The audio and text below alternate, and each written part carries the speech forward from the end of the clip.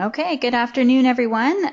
We are ready to get started today talking about aging in the workforce. I'm excited about this topic actually because we have seen an upswing in this conversation again. For, I would say, 10 or 15 years ago, there was a lot of discussion about an aging workforce because it was coming.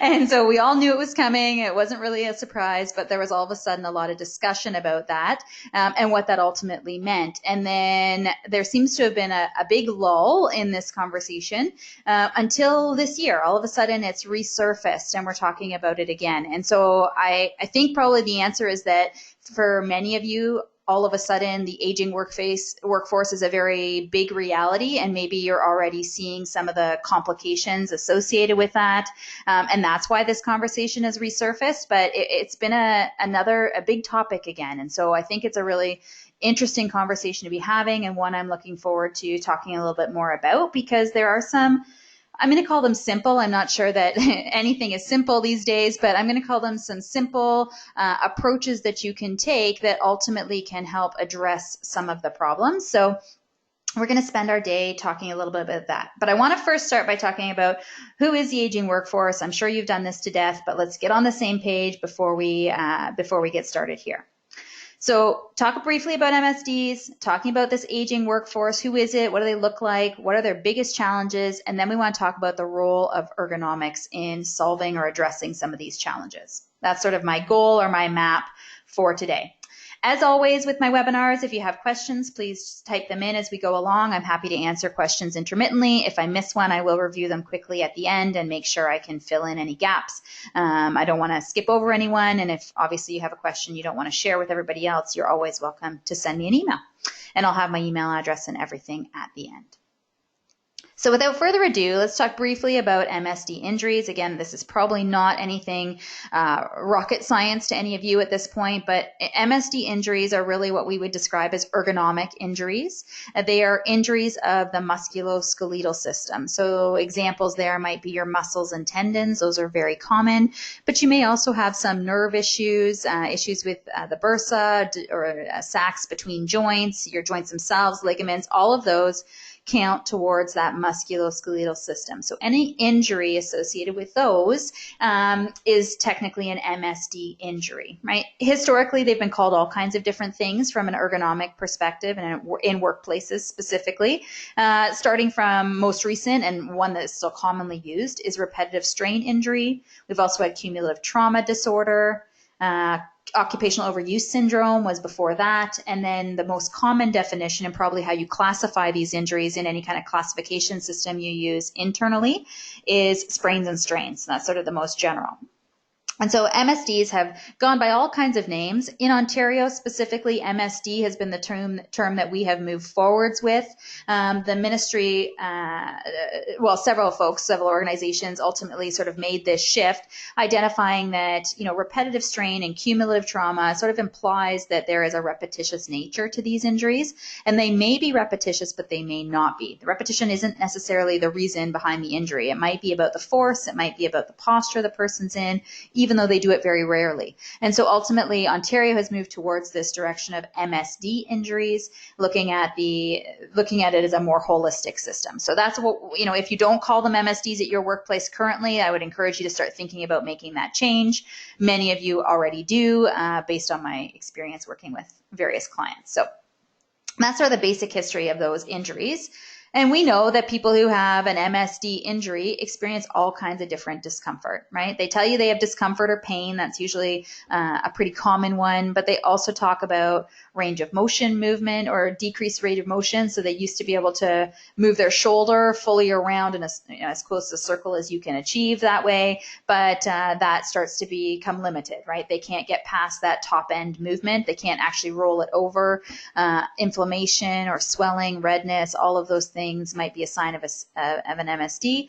And then you often see things like the nerve related issues like numbness and tingling, pins and needles, which are often connected to inflammation, right? So you've had an inflammation at a joint, which is now causing your numbness, tingling, pins and needles in your fingertips, for example, right? You see that a lot in an office. It's not that your fingertips are the problem. It's that there's a pinch happening or an impingement of some kind happening up in your shoulder or your neck or perhaps your elbow that's causing that discomfort. Right? So those are some symptoms people might experience as part of an MSD. I'm pretty sure all of us are on the same page now. So let's talk briefly about what is the aging workforce. At this point, primarily, we're talking about folks who are in the baby boomer generation. This is the fastest growing demographic, and we're talking about folks that are more than 55 years old.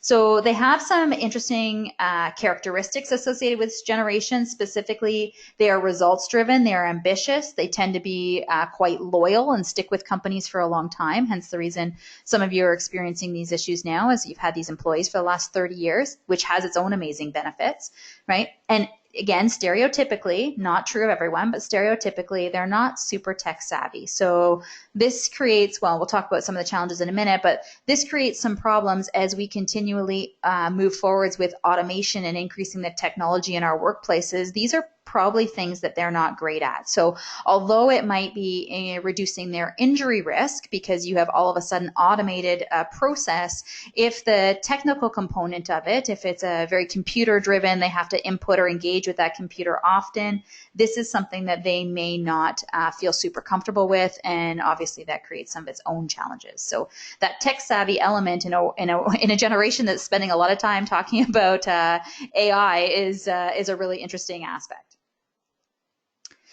I want to highlight, this is from the Canadian Centre for Occupational Health and Safety, this diagram, and it's got lots of information on it about all kinds of things, some of which aren't that relevant to us, specifically thinking about ergonomics, but I wanted to just grab your attention or draw your attention, I guess I should say. Oops, sorry.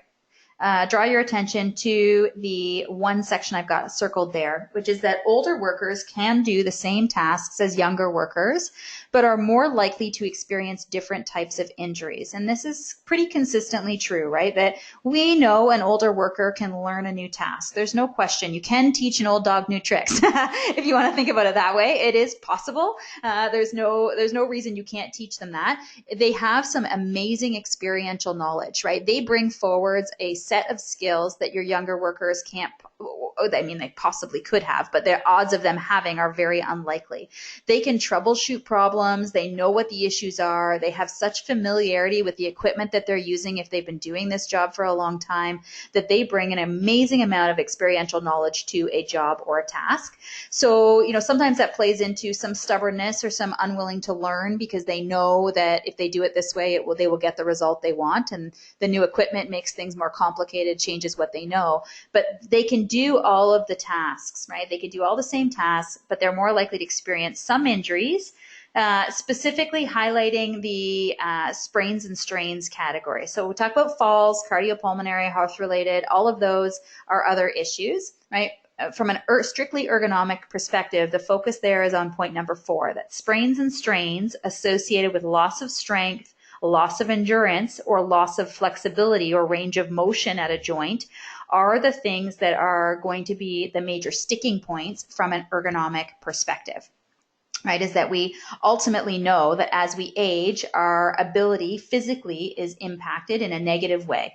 And so if we don't address that through ergonomics in our workplace, then we are opening ourselves up to risk of increased reportable injuries because our older workforce cannot do the same thing that our younger folks could do, and they can't do the same thing that they could do 20 years ago. Now that is evidenced on this slide, right? That we'll talk about briefly the different lines I've got on here. So the dashed black line that is in the center is what I would describe as the physical demand of a job.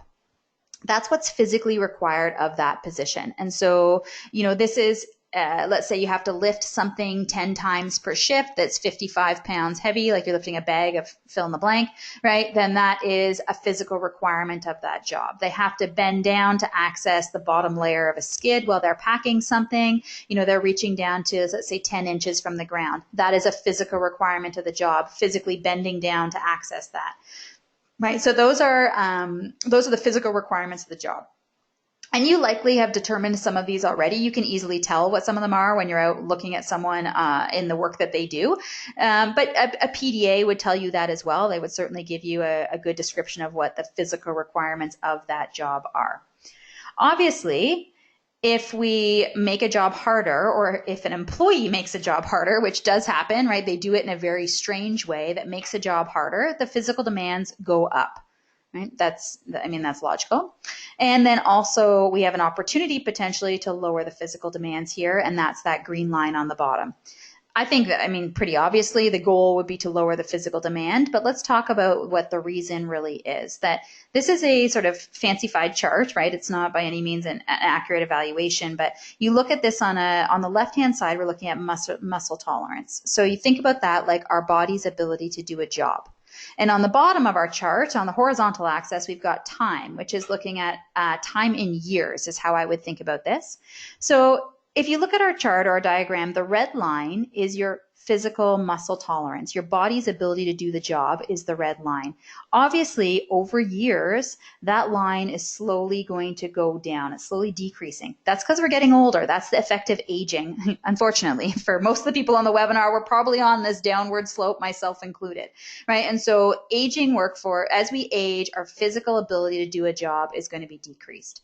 Now, obviously, we have some impact on this, right? If somebody works out regularly, or, they can improve their physical ability to do a job. If they get some kind of chronic disease, then that's going to decrease their ability to do the job. If they get injured, that's going to impact their ability to do the job.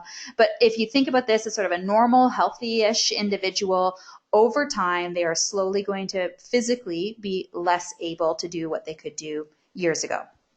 So ultimately what we're having happening here is where this little big yellow sort of blob is there that's sort of screaming at you, this is the spot. This is where our body is no longer able to do what we're asking it to do. So our physical ability has now dropped below the physical demands of our job. This is where an injury is most likely to happen, right? I'm asking my body to do something it no longer can. I think that makes sense. Ideally, that line, that intersection point, happens when someone is 60, 65. At this day and age, when our aging workforce is staying even longer, it'd be fantastic if it was 75, right? That if we designed our jobs so that the general population would be able to do it pretty safely until they were in their 70s, that would be a pretty amazing way to make sure that we're reducing our injury risk to the minimal amount possible. We do that by making change, right? That's how you lower the physical demand of a job, right? It's not just a magic. We hope that the job gets easier. We lower the physical demand through a systematic approach, looking at what components of this job are concerning, and then how do we address the issues, and ultimately reduce the overall physical demand of the job, therefore allowing our bodies to do it a lot longer without injury. So that's the basic formula for an aging workforce, right? If we make the job easier, they can do it longer. If you want to think about it in those simple terms, that's the basic formula for addressing ergonomic concerns in an aging workforce.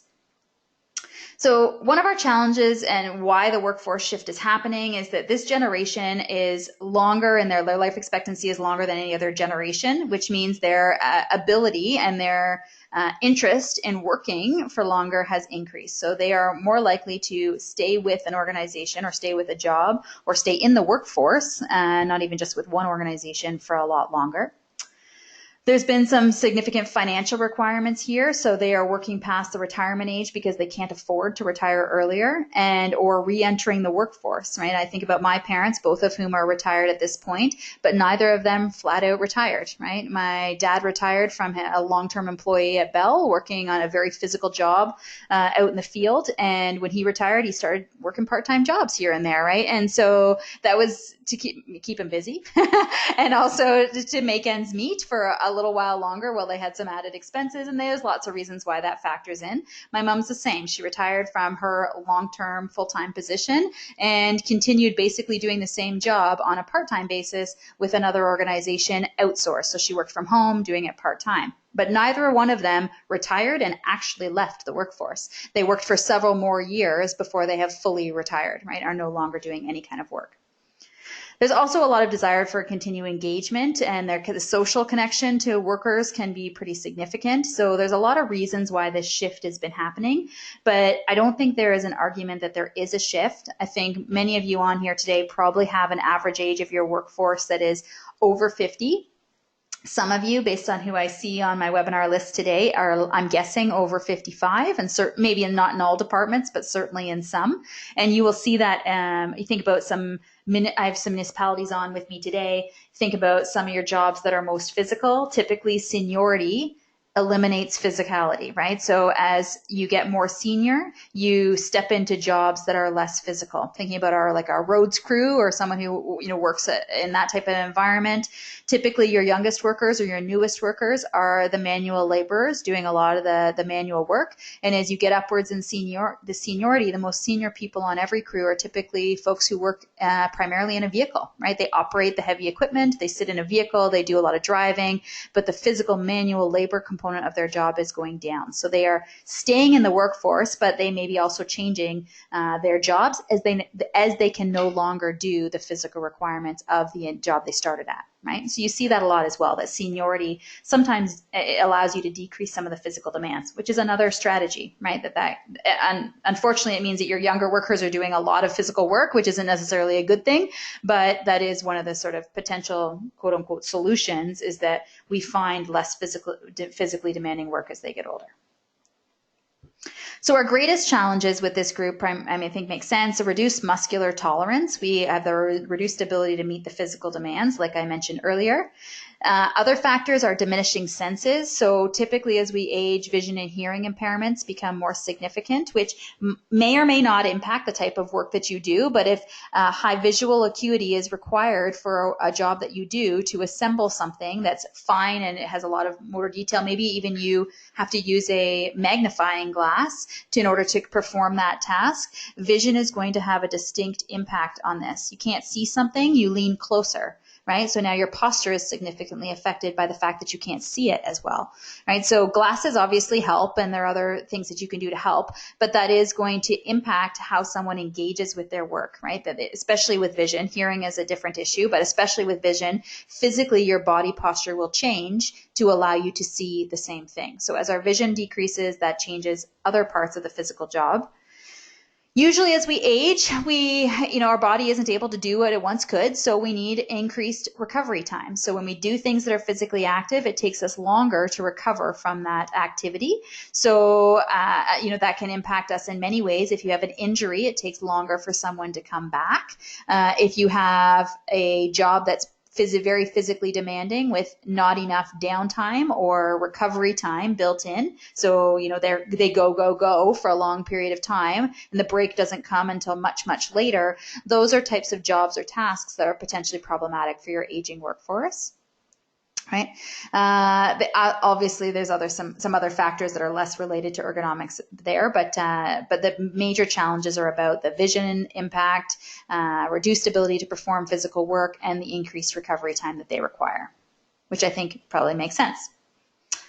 Now, this is not all doom and gloom, right? There are a lot of positives as well, right? These folks, like I mentioned earlier, bring a huge wealth of knowledge to all kinds of different jobs and tasks and activities, especially if they have been with your organization for a long time, right? They are going to be the most educated folks regarding your job. In many cases, the baby boomer generation is not our current generation. Our current generation doesn't stick with a job very long. They bounce around for lots of different reasons, right? But it's not uncommon for them to move regularly. Your baby boomers don't or haven't historically. So in many cases, this generation has been with your workplace for a long time. So they have seen all kinds of things that they bring to the table. So when an issue happens with a piece of equipment or a job, they have likely seen it before, can troubleshoot through it. They do it more efficiently, more smoothly, because they just know how it's done. Unfortunately, that also sometimes means it can be a negative because they, to fix it last time, they did it this way and it happened to be very manual in nature. And maybe there are some better ways to do that, right? They don't always think about new ways. They go back to what their knowledge or background has been, but they do bring a huge wealth of knowledge. They tend to be loyal, very committed.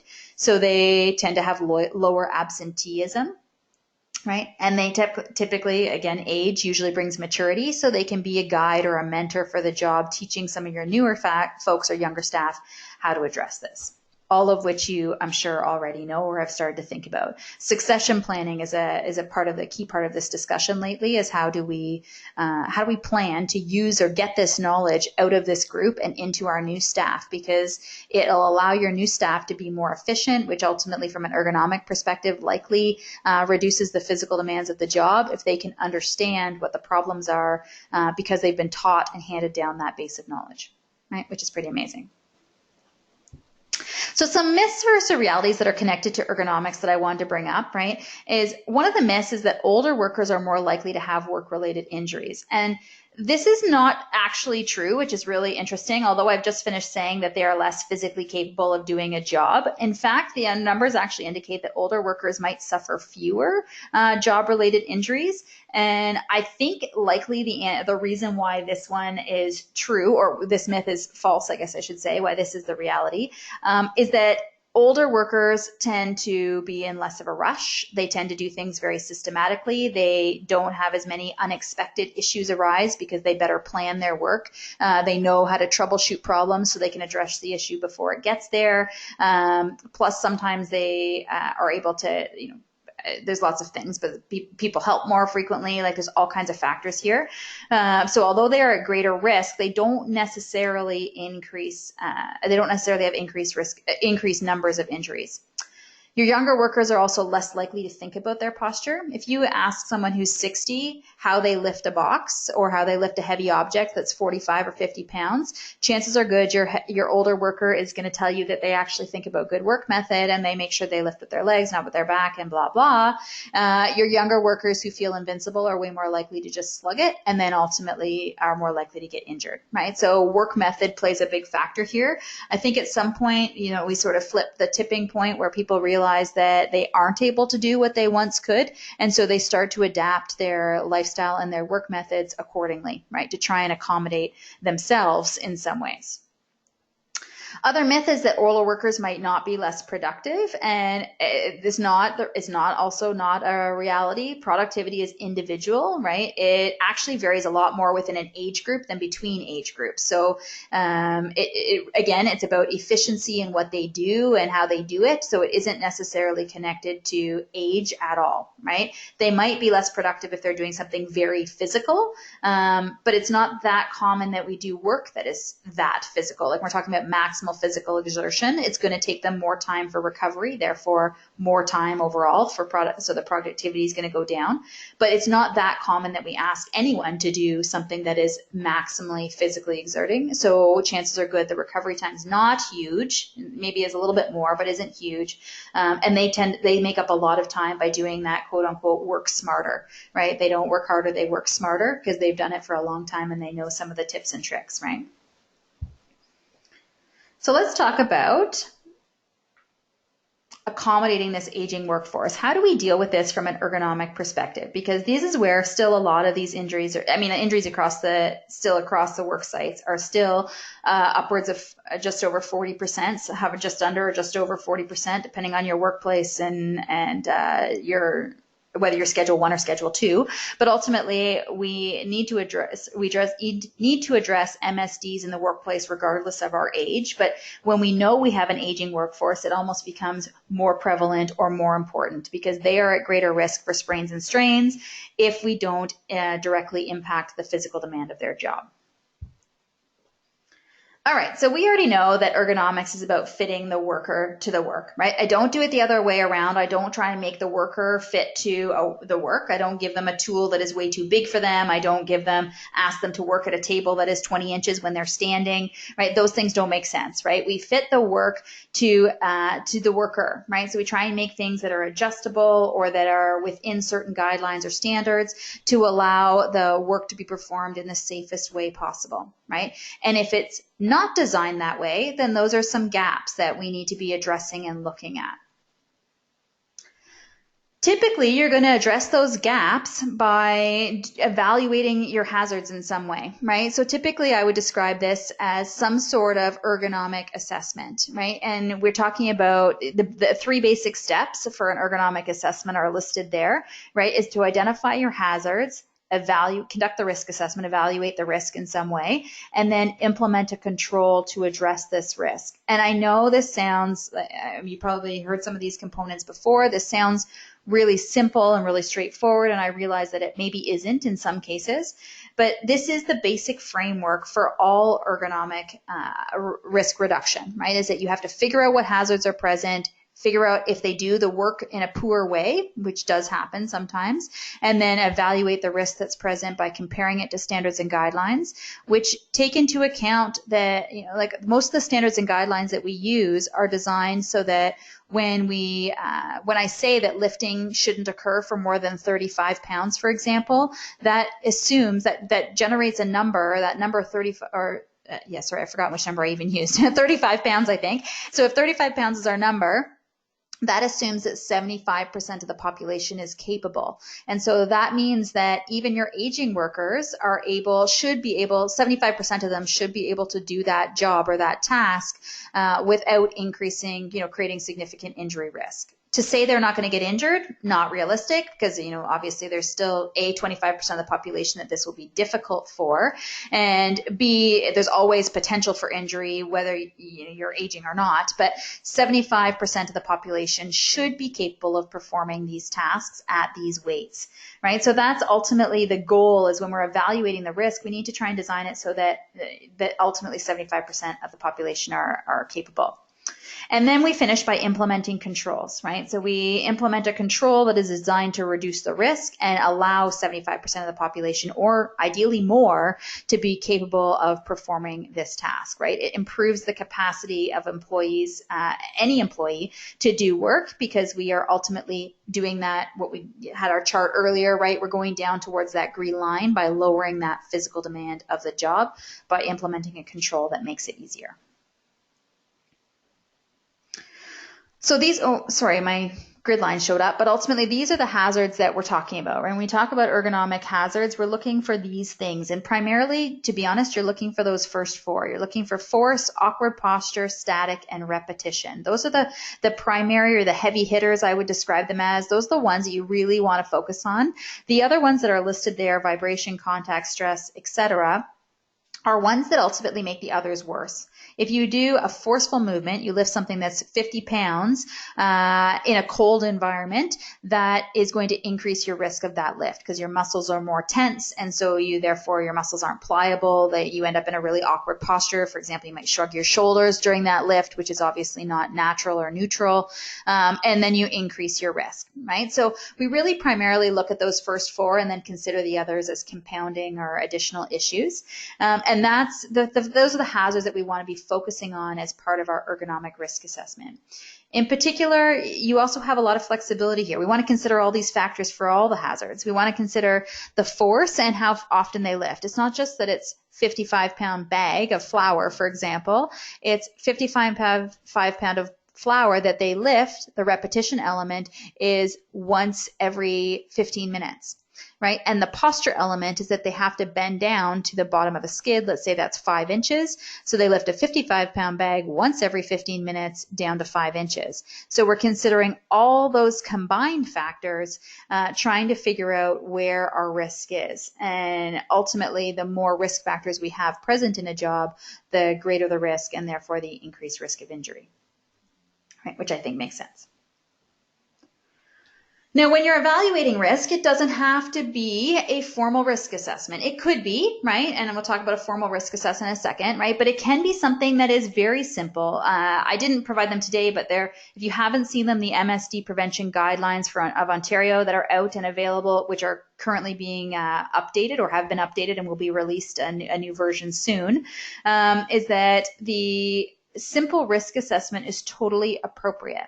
And a simple risk assessment is not having a form like a certified ergonomist like myself or my team come in and evaluate the risk present in a job and compare it to all the standards and guidelines to evaluate things.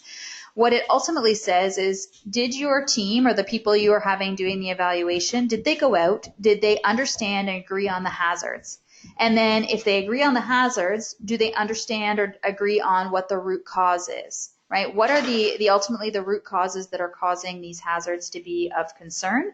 And if they can agree on all of those things, the MSD prevention guidelines say you don't have to go to a formal risk assessment. You can start and jump right into addressing it by making controls in the workplace, right? You can start to look at how you reduce the physical demand of the hazards that you've identified. So that's an important step to remember, because sometimes it gets overlooked. We get stuck into the idea that we need to do a formal risk assessment for everything that's really in-depth and complicated. And the answer is sometimes much simpler, right? That we all agree that lifting of this 85-pound tool is a problem. Employees agree, your Joint Health and Safety Committee agrees, you as the health and safety person agree, or the HR person agree that this is a problem. Congratulations, you've conducted a simple risk assessment. You all agree the weight of the tool is a problem. And so therefore, you could skip over any kind of formal assessment and move into making change immediately. Right, so a simple risk assessment tool can be a really valuable way to remove some of those red flags and some of those barriers and just get moving forwards with the process. Now, if there's no agreement, then we need to conduct an in-depth risk assessment, because if some people believe it's one thing, some people believe it's another, or we disagree that there's even a hazard here, then ultimately this is indicating that that a more complex or in-depth look at this issue is required. And so in that case, we'd be doing an in-depth risk assessment. And that's where we spend a lot more time on that task. We're going to gather a lot more detail on the hazards, objective detail. So what is the actual weight? What is the actual frequency that they do that? What is the degree of the posture that they're in? How long do they hold it for? Right? You're going to get really in depth on what the hazards are that are present in the task. And then you're going to compare those to the standards and guidelines, right? So that's really where you conduct an in-depth risk assessment. And I've got a great offer for you today about those in-depth risk assessments. So if you stick with me till the end of the webinar here, I'll be letting you know, filling you in on what that is. Right? So simple risk assessments, totally appropriate. But if you don't have agreement, or you think it's too complex to look at from the perspective of a simple approach, then you can absolutely take a deeper dive into that and do something that is a bit more in-depth, going to compare it to standards and guidelines, and give you very quantifiable numbers about what you need to achieve. That's sometimes also why you want to go to an in-depth risk assessment, is you want to know your goal. Lifting is an easy one to think about, right? I can tell you that a lift is above a guideline. Right? I look at the 65-pound lift and I say, okay, it's above the guideline. The next question a client should ask me is, well, what does it need to be? Right? What does it need to be in order to keep it within the guidelines and to make sure 75% of my population is capable? And that's when an in-depth risk assessment can be helpful, because that's when you're going to look at that and say, oh, right, okay, so I've run this standard and guideline, and I can tell you that at this pace, at this rate, it needs to be a 52-pound lift, right? It can't be any heavier than 52 pounds. And then you can go back and your solution has to be designed to that 52-pound number, right? But that's where the in-depth risk assessment gives you that detail. A simple risk assessment obviously won't, because you haven't run a guideline to get those numbers. Right, so that's the difference sort of between the two, and ultimately the value in the in-depth risk assessment is there. But if you have agreement, you do not have to do this, and you can absolutely be making great ergonomic change regardless of whether you have the formal risk assessment or not. You've all talked about or understood the hierarchy of controls, right? In terms of ergonomics, primarily we're talking about the bottom three: engineering controls, administrative, and maybe PPE, things like anti-vibration gloves. But let's talk a little bit about engineering and administrative controls and how they connect to the aging workforce. So specifically, number one, talking about engineering controls, these are things like a new piece of equipment, tool, a workstation layout change. Those are the kinds of engineering controls that are most commonly implemented, right? Something that is maybe lighter or is more automated, right? There's lots of reasons why engineering controls happen, right? It might be about the process, it might be about making the job easier for the employee, but anytime that we implement any kind of engineering control here, there are several factors to consider from the aging workforce, right? A new piece of equipment is amazing if they use it. Number one, they have to use it. And ultimately, that sort of connects back to the idea that they need to be trained on how to use it, right? It's you think about a younger worker, someone who's in their 20s, and you give them a tool or something, piece of computer program is maybe easiest to think about it. You put them down in front of a computer program, and the first thing they start doing is clicking. Right? They start navigating through. I actually happened to me recently, I was doing a presentation for a session I was going to, and they sent me the link. I got on there a couple minutes before anybody else. And so while I was on there, I was clicking through, trying to see what I could do and how it was going to work and how I was going to engage with this tool that was being provided, like the platform they were giving me. And by the time the guy got on to give me the walkthrough to make sure I knew all the different components, so I was ready for my presentation, I'd already navigated through all that myself, right? I just started playing.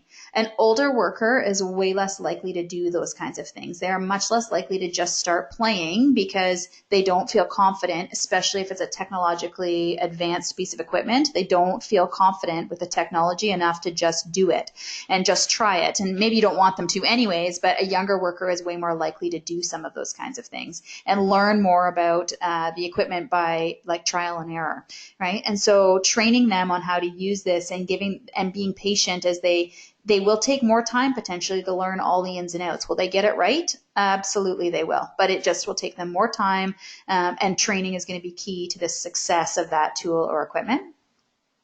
You'll probably find there are potentially some resistance to things as well, especially if they don't see that it's a problem, right? Sometimes your aging workforce can be your greatest advocates, and sometimes they can be your greatest adversaries, right? If it's something that they find difficult in their job, especially as they get older, they will way more likely, I shouldn't say absolutely, they're way more likely to buy in to making that change, right? They understand the need physically. They can feel it when at the end of the day, they are all of a sudden using a lift assist instead of lifting those 55-pound bags all day. They got a lift assist. They don't have to lift them anymore. Physically, at the end of the day, they will feel better, and they are likely to be big advocates for that lift assist. Whereas your younger worker, it doesn't have a significant impact. They weren't really uncomfortable before, so what they see is that it makes them slow and they hate it, right? But your older workers see how it makes them feel, and therefore they're more likely to buy into that, right? So those are some good things about that, but they can be your biggest adversary as well, in that they have done it this way for a very long time. And that's something we hear all the time. If I ask questions about a job or a task or how comfortable someone is, they're like, I don't know, I've just always done it this way. Or, I never thought about it before. I've done this way for the last 20 years. And they can be problematic that way as well, because that's what they see. They did it that way for 20 years, and sometimes they don't even connect it to the fact that doing it that way for 20 years is what's causing their injury, right? So sometimes that's a challenge. But things like changing the workstation, especially layout, can be really difficult because they're creatures of habit. They've been doing it this way for 20 years, and you're starting to play with the way things are laid out or organized, and it takes them longer to find things, and they will find that frustrating likely because they have a great background knowledge as to where to find things quickly, right? So engineering controls can be amazing if they're implemented in the right way, and certainly obviously involving your staff as part of that conversation is a great one. Administrative controls are interesting. They have kind of they don't always, they can help the aging workforce, absolutely. One of the most common administrative controls is training. And that's an interesting one because it has the potential to have a positive impact, but also has the potential to not have a huge impact on your aging workforce at all. Obviously, they need some training on what is ergonomics and the importance of thinking through and doing it in the right way. But these are also likely your workers who have been working hard over the last 20 years to find the most efficient ways to do things. So they may not be as benefited by work method training as some of your younger workers who perhaps haven't had time or the years experience to think that through the same way. So not saying that it wouldn't help. In fact, I think training always helps. But if you're trying to use training as the sole way that you address aging in the workforce, I think you'll find that the benefit is just not there, right? That ultimately you might see some minimal reduction, but I think your engineering controls, as in everything really, your engineering controls are much more likely to have a significant physical impact to the physical requirements of the job, because training them on how to do it better, they're likely the people that you would use as a model anyways. Like when I go into a workplace, sometimes it's a young worker that I find does it best, but I bet you 8 times out of 10, it's actually one of the older workers that does it the most efficiently, right? That they already have the best work method because they know what works, what doesn't, what makes them feel good, what doesn't, right? And so they use that information as feedback for themselves to get the best work method. So training them on good work methods sometimes isn't as helpful. right? So things to think about.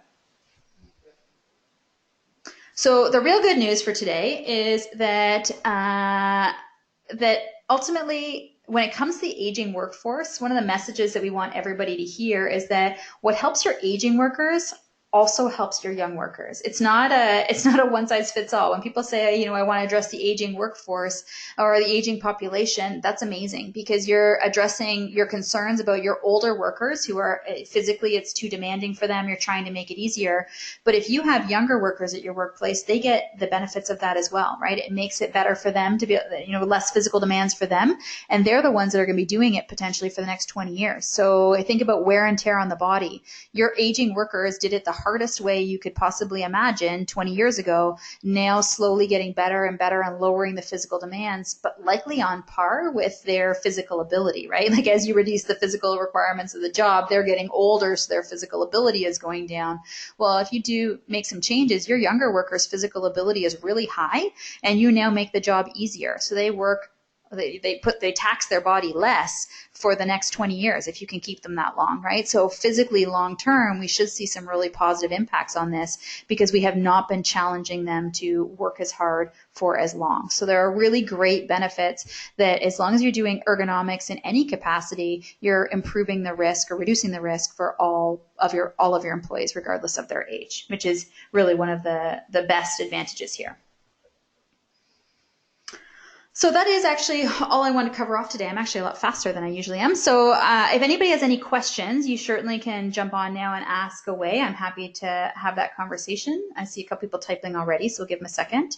I told you I did have an offer for you today. And so if you are looking at addressing an ergonomic issue in your workplace, I would encourage you to conduct an ergonomic risk assessment. That's really the only way to know whether it's aging employee or not. If there is risk present in the job, there's only one way to determine what the risk level is and give you solutions on how to fix it is really what an ergonomic risk assessment is. So we're offering a 20% off an ergonomic risk assessment, which is valid only for attendees of this webinar. We'll be sending out an email that outlines that, and all you have to do is hit reply, and we'll give you a call and figure out what you're talking about, what jobs you're thinking about, and you could take advantage of addressing some ergonomics in your workplace, ergonomic issues that you have with your aging population in your workplace by conducting a risk assessment and figuring out what direction you want to go. So we're excited about that offer. We hope it helps you in the process of addressing aging in your workforce, but keep in mind it helps everybody, which is an amazing benefit as well.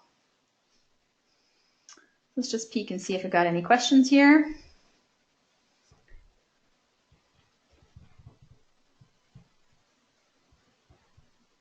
So far, I have nothing completed. My typing earlier was a couple thank yous. We'll talk to you soon kind of thing. So if anybody has any questions, I'm going to stick around for another minute or two and I'll be available. But otherwise, thank you for joining us today. And we look forward to seeing you on one of our upcoming webinars.